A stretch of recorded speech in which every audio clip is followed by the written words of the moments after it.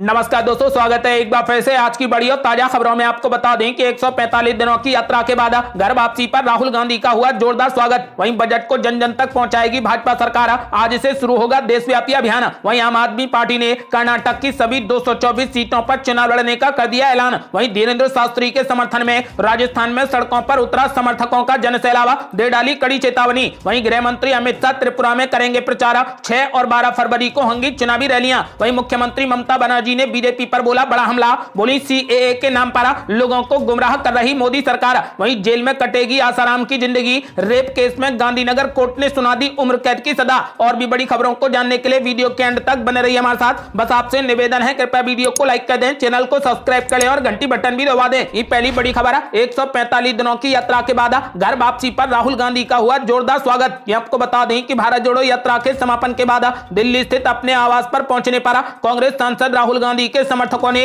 उनका जोरदार स्वागत किया। उनके दिल्ली स्थित आवास के गेट सजा दिए गए थे और उसके सामने बैरिकेडिंग कर दी गई थी। कांग्रेस नेता जैसे ही अपने आवास के प्रवेश द्वार पर पहुंचे, उनके समर्थकों ने जबरदस्त नारेबाजी की। कुछ लोगों के हाथों में तख्तियां थीं तो कुछ के पास में गुलदस्ता था। राहुल गांधी रुक गए और बैरिकेडिंग के पास एक ऊंचे मंच पर चढ़ गए और अपने समर्थकों से मिले। यात्रा का समापन करते हुए राहुल गांधी दिल्ली अपने आवास पर लौटे, जहां पर लोगों ने उनके आवास पर जोरदार स्वागत किया। कांग्रेस समर्थकों ने कांग्रेस जिंदाबाद और राहुल गांधी जिंदाबाद के जमकर नारे लगाए। और बड़ी खबर, बजट को जन जन तक पहुंचाएगी भाजपा सरकार। आज से शुरू होगा देशव्यापी अभियान। यहां आपको बता दें कि बजट के प्रावधानों की जानकारी को आम नागरिकों तक पहुंचाने के लिए भारतीय जनता पार्टी आज से 12 फरवरी तक देशव्यापी अभियान चलाएगी। बजट प्रावधानों पर बीजेपी शासित राज्यों के मुख्यमंत्री एवं प्रदेश अध्यक्ष एवं नेता प्रतिपक्ष 2 फरवरी को प्रेस वार्ता करेंगे। बीजेपी के केंद्रीय मंत्री 4 और 5 फरवरी को देश भर में 50 शहरों में प्रेस वार्ता और सम्मेलन करने वाले हैं। बीजेपी के सभी सांसद भी इस अभियान के अंतर्गत अपने संसदीय क्षेत्र में बजट को लेकर कार्यक्रम करेंगे। बीजेपी सांसद पार्टी कार्यकर्ताओं और अपने क्षेत्र की जनता को बजट की बारीकियों से अवगत कराएंगे। सांसद अपने क्षेत्र में जाकर लोगों को बताएंगे कि बजट में उनके लिए क्या खास है और आने वाले समय में इससे उन्हें क्या फायदा मिल सकता है। इस प्रचार अभियान के लिए बीजेपी ने एक समिति भी बनाई है, जिसका संयोजक बिहार के पूर्व मुख्यमंत्री और राज्यसभा सांसद सुशील मोदी को बनाया गया है। बीजेपी चाहती है कि बजट के प्रावधानों को देश के सभी जिलों में सम्मेलन आयोजित कर प्रखंड स्तर तक पहुंचाया जाए। केंद्रीय वित्त मंत्री निर्मला सीतारमण संसद में मौजूदा वित्त वर्ष के लिए आज बजट पेश करेंगी। आपको बता दें कि मौजूदा नरेंद्र मोदी सरकार का यह आखिरी पूर्ण बजट होगा। और बड़ी खबर, आम आदमी पार्टी ने कर दिया बड़ा ऐलान। कर्नाटक की सभी 224 सीटों पर लड़ेगी विधानसभा का चुनाव। यहां आपको बता दें कि इस साल दक्षिण भारत राज्य कर्नाटक में होने वाले चुनावी रण के लिए आम आदमी पार्टी ने भी पूरे जोर के साथ अपनी तैयारियों को धार देना शुरू कर दिया है। दिल्ली के मुख्यमंत्री अरविंद केजरीवाल की पार्टी ने ऐलान भी कर दिया है कि वो राज्य की सभी 224 सीटों पर अपने उम्मीदवार उतारेगी। मंगलवार को आम आदमी पार्टी के नेता आतिशी ने इसका ऐलान कर दिया। उन्होंने कहा कि आम आदमी पार्टी आगामी कर्नाटक विधानसभा चुनाव के लिए एजेंडा तय कर रही है। इस दौरान उन्होंने भाजपा और कांग्रेस पार्टी पर भी निशाना साधा। आम आदमी पार्टी नेता ने कहा कि जहां पर भाजपा दिल्ली के मोहल्ला क्लिनिकों की तर्ज पर नम्मा क्लिनिक का वादा कर रही है, तो वहीं कांग्रेस पार्टी 200 यूनिट फ्री बिजली देने का वादा कर रही है। उन्होंने दोनों पार्टियों को नकलची करार दिया। बेंगलुरु में पत्रकारों से वार्ता करते हुए आम आदमी पार्टी नेता आतिशी ने राज्य भर के सभी 224 विधानसभा क्षेत्रों में चुनाव लड़ने का ऐलान करते हुए कहा कि उम्मीदवारों की सूची मार्च के पहले सप्ताह में घोषित कर दी जाएगी। और बड़ी खबर, धीरेन्द्र शास्त्री के समर्थन में राजस्थान में सड़कों पर उतरा समर्थकों का जनसैलाब, दे डाली कड़ी चेतावनी। यह आपको बता दें कि मध्य प्रदेश के बागेश्वर धाम के बाबा धीरेन्द्र कृष्ण शास्त्री के समर्थन में कोटा में सड़कों पर भारी संख्या में लोग उमड़े। धीरेन्द्र कृष्ण शास्त्री के समर्थकों ने पहले रैली निकाली और फिर कमिश्नर कार्यालय के बाहर गेट पर सामूहिक हनुमान चालीसा का पाठ किया। हिंदू समाज और उनसे जुड़े कई संगठनों के पदाधिकारियों के नेतृत्व में हजारों लोगों ने सामूहिक हनुमान चालीसा का पाठ किया। संतों की मौजूदगी में कमिश्नर कार्यालय राष्ट्रपति के नाम ज्ञापन भी सौंपा गया। इस दौरान बड़ी संख्या में महिलाएं मौजूद रहीं। प्रदर्शन के दौरान कई संतों और हिंदू संगठन से जुड़े पदाधिकारियों ने कड़ी चेतावनी दी है कि सनातन संस्कृति और हिंदू समाज के बारे में अनर्गल टिप्पणी को किसी भी रूप में बिल्कुल भी बर्दाश्त नहीं किया जाएगा।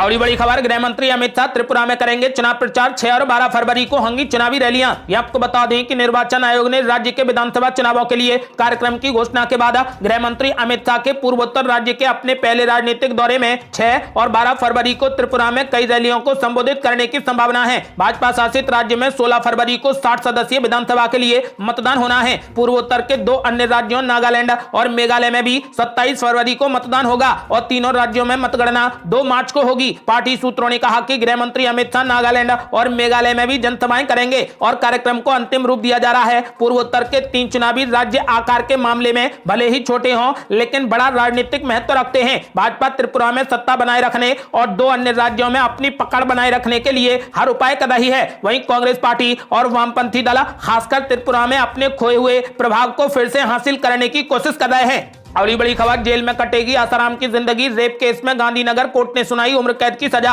यह आपको बता दें कि गांधीनगर सेशन कोर्ट ने मंगलवार को आसाराम को महिला अनुयायी से रेप के मामले में उम्र कैद की सजा सुना दी है। कोर्ट ने सोमवार को आसाराम को महिला शिष्या के साथ बलात्कार के मामले में दोषी ठहराया था। आसाराम और उसका बेटा नारायण साईं पहले ही रेप के एक अन्य मामले में उम्र कैद की सजा काट रहे हैं। आपको बता दें कि गांधीनगर सेशन कोर्ट ने मंगलवार को एक बार फिर आसाराम को महिला अनुयायी से रेप के मामले में उम्र कैद की सजा सुना दी है। अगली बड़ी खबर, राहुल गांधी और प्रियंका गांधी ने जम्मू कश्मीर के माता खीर भवानी मंदिर में टेका मत्था, देश के लिए मांगी भाईचारे की दुआ। ये आपको बता दें कि कांग्रेस की भारत जोड़ो यात्रा 30 जनवरी को समाप्त हो गई। 145 दिनों तक चली ये यात्रा श्रीनगर के शेरे कश्मीर स्टेडियम में खत्म हुई। मंगलवार को राहुल गांधी और प्रियंका गांधी जम्मू कश्मीर के गांदरबल जिले में स्थित माता खीर भवानी मंदिर पहुंचे। यहाँ उन्होंने पूजा अर्चना की और मत्था टेका। गांदरबल जिले के तुल्लमुल्ला कस्बे में मंगलवार सुबह जब दोनों भाई बहन पहुंचे तो लोगों ने उनका बड़ी गर्मजोशी के साथ में स्वागत किया। पार्टी सूत्रों के मुताबिक भाई बहन की जोड़ी ने देश में शांति और भाईचारे के लिए प्रार्थना की। बता दें कि माता खीर भवानी मंदिर कश्मीरी पंडित समुदाय का सबसे बड़ा पवित्र धार्मिक स्थल माना जाता है। घाटी से बड़े पैमाने पर पलायन के बावजूद भी हर साल बड़ी संख्या में प्रवासी पंडित मंदिर में वार्षिक उत्सव में भाग लेने आते हैं।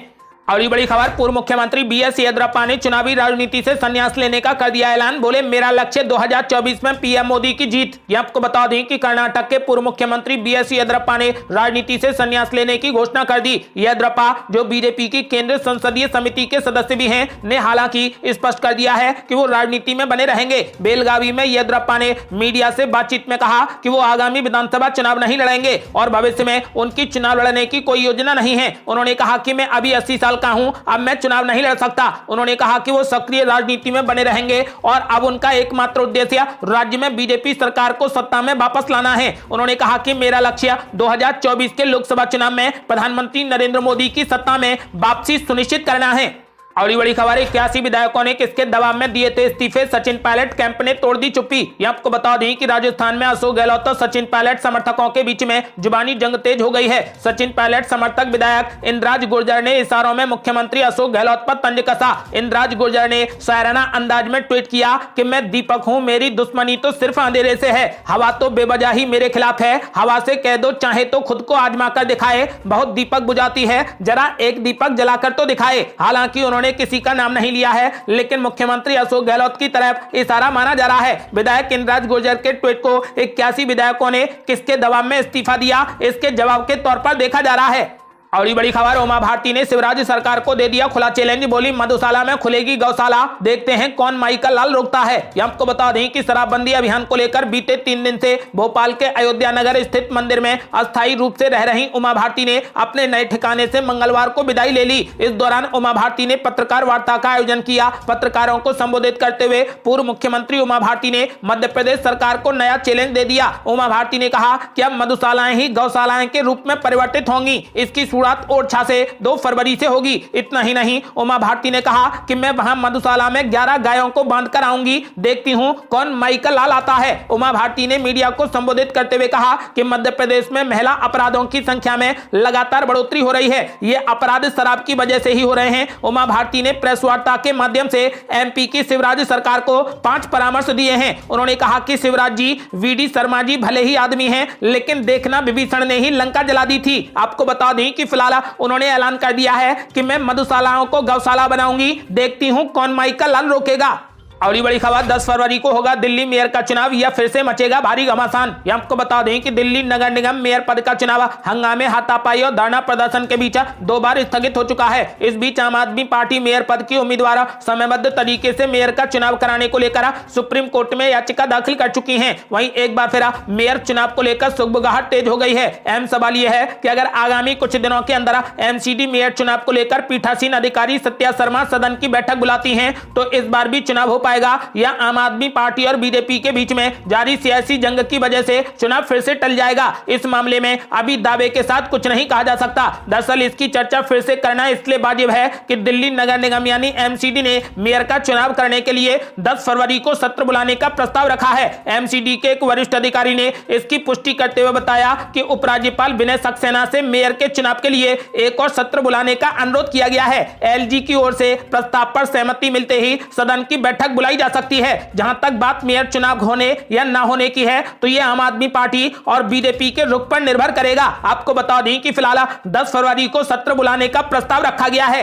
और बड़ी खबर, अडानी मामले में आम आदमी पार्टी ने खोला मोर्चा, निष्पक्ष जांच की मांग। संजय सिंह ने पीएम मोदी को लिखा पत्र। ये आपको बता दें कि अडानी मामले में सियासी मोर्चेबंदी तेज हो गई है। अब आम आदमी पार्टी ने भी इस विवाद में मोर्चा संभाल लिया है। आम आदमी पार्टी ने अडानी समूह के खिलाफ कथित वित्तीय धोखाधड़ी के आरोपों को सबसे बड़ी अनियमितता करार दिया है। आम आदमी पार्टी ने प्रधानमंत्री नरेंद्र मोदी से इस मामले की एक निष्पक्ष जांच का आदेश देने की गुजारिश की है। प्रधानमंत्री मोदी को लिखे पत्र में आम आदमी पार्टी के राज्यसभा सांसद संजय सिंह ने अडानी समूह के संस्थापक एवं अध्यक्ष गौतम अडानी के साथ साथ सभी संबद्ध महत्वपूर्ण लोगों के पासपोर्ट को जब्त करने की भी मांग की है। आम आदमी पार्टी ने कहा कि इन लोगों को जांच पूरी होने तक देश छोड़ने की इजाजत नहीं दी जानी चाहिए। मालूम हो कि अमेरिकी वित्तीय शोध फर्म हिंडनबर्ग रिसर्च ने पिछले हफ्ते एक रिपोर्ट जारी करा अडानी समूह पर खुले तौर पर शेयर की हेराफेरी करने और लेखा धोखाधड़ी में शामिल रहने का आरोप लगाया था। इस रिपोर्ट के आने के बाद अडानी समूह की सूचीबद्ध कंपनियों ने 70 अरब डॉलर से अधिक गवा दिए।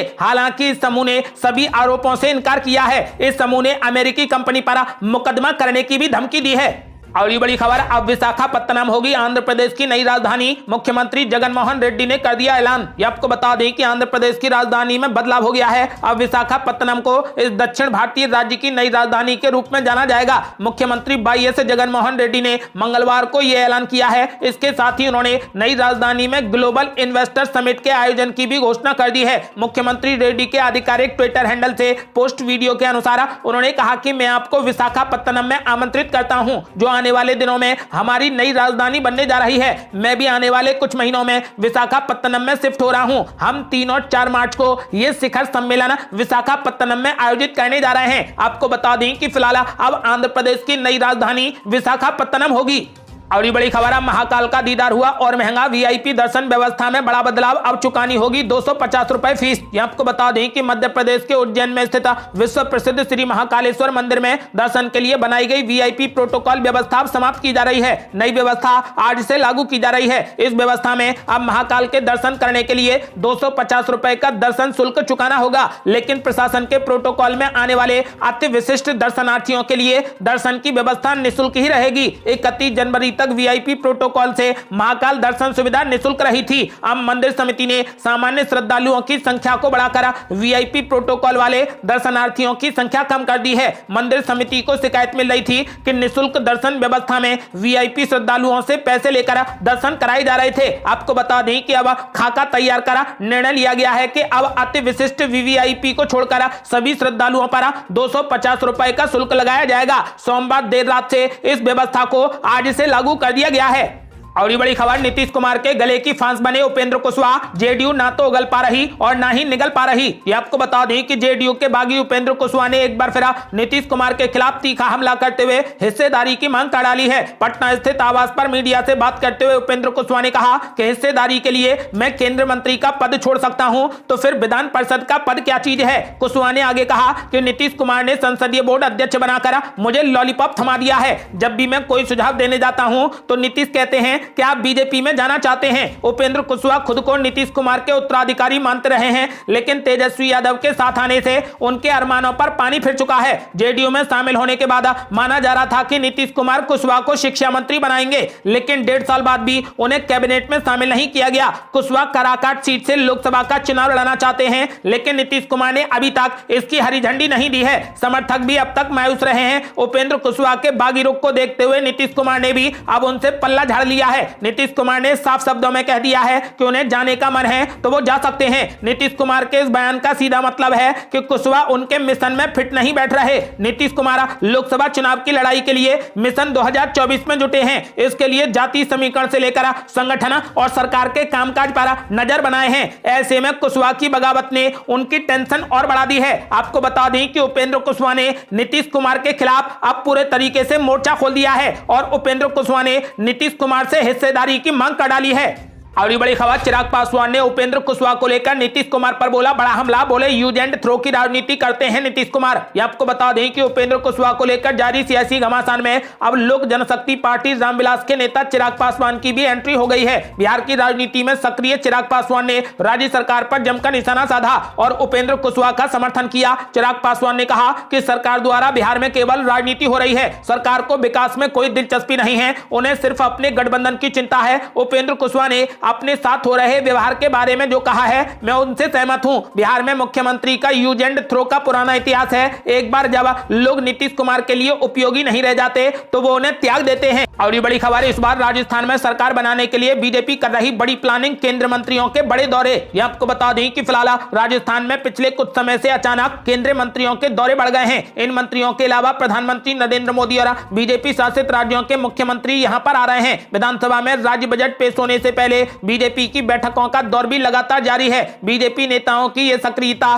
सूबे में चर्चा का विषय बन गई है। दरअसल इस साल राजस्थान विधानसभा चुनाव होने हैं। वर्तमान में यहां पर कांग्रेस पार्टी सत्ता में है। अब बीजेपी यहां पर पूरी तैयारी के साथ सरकार बनाने के लिए हर संभव प्रयास कर रही है। बीजेपी चाहती है कि लोकसभा चुनाव से पहले राजस्थान में सत्ता परिवर्तन हो। कांग्रेस को विदाई देने और सूबे की सत्ता संभालने के लिए बीजेपी बेताब दिख रही है। यही वजह है कि सूबे के हर क्षेत्र में विभिन्न जाति, समुदाय और क्षेत्र के लोगों को लुभाने के लिए बीजेपी नेता जनता के बीच में जाकर मन की बात कर रहे हैं। और ये बड़ी खबर, ममता बनर्जी ने बीजेपी पर बोला जबरदस्त हमला। बोली सीएए के नाम पर लोगों को गुमराह कर रही मोदी सरकार। ये आपको बता दें कि मुख्यमंत्री ममता बनर्जी ने आरोप लगाया कि भाजपा के नेतृत्व वाली केंद्र सरकार संशोधित नागरिकता कानून यानी सीएए को लागू करने के नाम पर लोगों को भ्रमित कर रही है। ममता बनर्जी ने यह भी दावा किया कि वो और उनकी पार्टी तृणमूल कांग्रेस मतुआ समुदाय के लोगों का ख्याल रख रही है जिनकी जड़ें बांग्लादेश में है। उन्होंने कहा कि सीएए के नाम पर केंद्र सरकार लोगों को भ्रमित कर रही है। हम लंबे समय से मतुआ समुदाय का ख्याल रख रहे हैं, लेकिन जब चुनाव नजदीक आते हैं तो भाजपा उनके पास जाती है और दावा करती है कि वे उनके मित्र हैं। आपको बता दें कि ममता बनर्जी ने मतुआ समुदाय के लोगों से कहा